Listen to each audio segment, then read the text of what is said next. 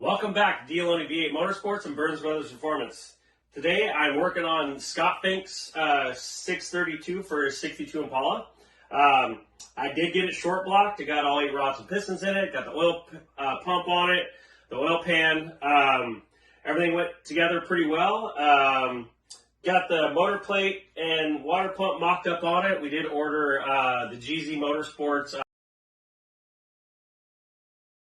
front drive stuff for the Moroso vacuum pump and alternator bracket kit from them, so that's on its way.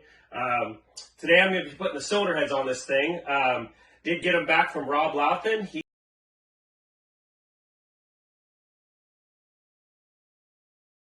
He went ahead and went through them. I told him, I said, just go through them, and if there's anything they need, go ahead and swap it out, fix them, whatever. So it did need 3 intake valves.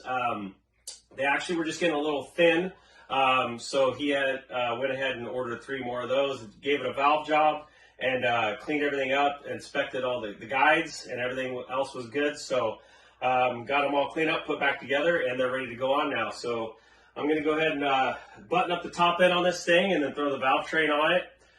Waiting for a few more pieces for the ignition and plugs and wires and stuff like that, so we can get this thing together and get it on the run stand, and we'll get this thing fired up. The plan is to get it fired up, do the heat cycles, the retorque on the head gaskets, get everything done on the run stand, and then when it goes in the car, we got to do a little mock-up in the car. I'll probably pull it back out a couple times, and then it'll get the front bars welded in for the cage, and then it goes to Scott Davis to get wired. So yeah, stay tuned.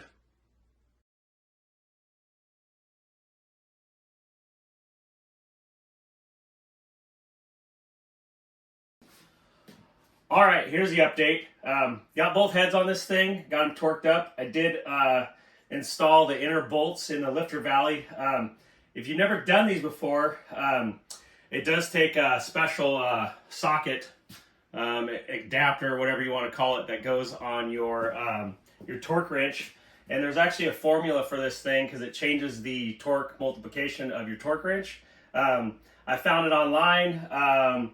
Basically, in a nutshell, you take the length of your torque wrench from the middle of the handle to the middle of the head, and then you divide that number by the number with this on there. So this was an extra 2 inches. So say your torque wrench is, I think in my case, was 16 3/4 inches. Divide that by 18 3/4 inches, and then you multiply it by 50, and that comes with your number. My number was 45, so that's what these torque to.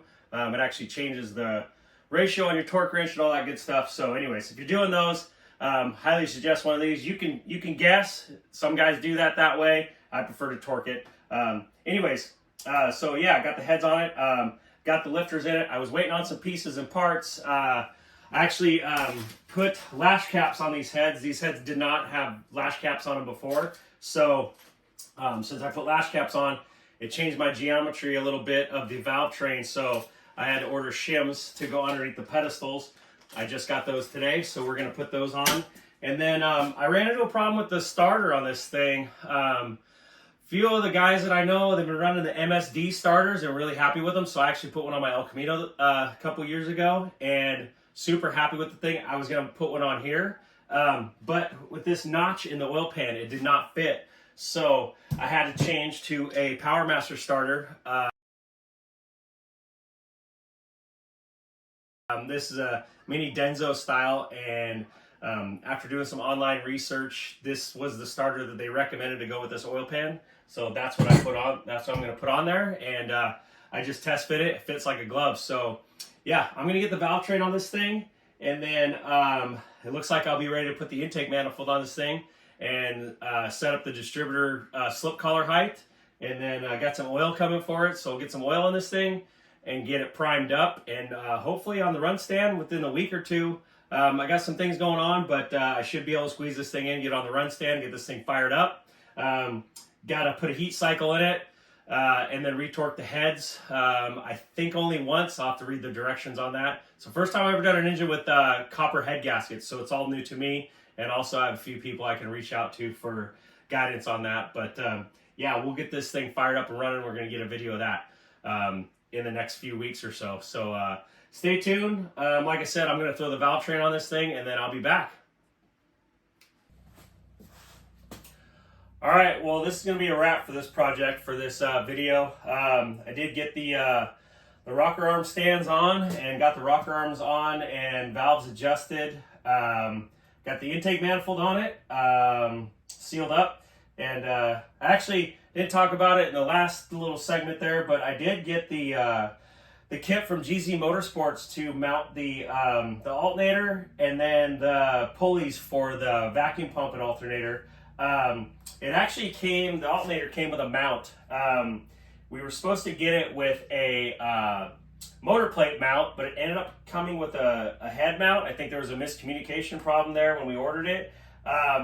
But the head mount was actually for a Ford, Big Block Ford. So found a way actually to get away from using the bracket, and then just use a spacer with a bolt that goes into the bottom of the water pump. And then for this side, I'm just going to use a bolt and a spacer. And what I did was I actually made this piece of all thread with a point on it. And I'm just going to thread that guy in there. And then once I get the right belt that I ordered, I'm just going to scribe the motor plate and put a little slot in there so I can actually put the bolt in there for the adjustment. So I figured that would be a good way to mark that motor plate. Didn't know any other way to do it. So yeah, we'll get this thing, a few more things on it. I got to get the fittings and the cap welded in the valve cover, and then those will go to powder coat, Salem powder coat, to get done.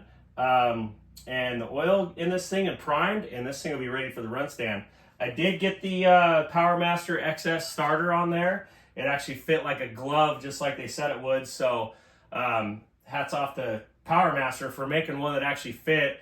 I think we're gonna pick up a spare. We're gonna throw it in the trailer. That starter was actually a little bit cheaper than the MSD starter. I don't know if you're paying for the MSD name or not, but it was actually half price. So we're gonna go ahead and get a spare starter just to have it in case we need it, because we don't know how long that one's gonna last. We don't know if it's the quality with the price and all that. So anyways, I'm sure we'll have a few extra spare parts in the trailer as well. Like, we're going to get some rocker arms and a couple other things just in case we need them while we're out running this thing. So anyways, stay tuned for more. We appreciate all the viewers and the likes and the subscribes. Keep it up. I think Dave's gaining some subscribers. We gained some during the Roseburg trip we took, so he's pretty happy about that.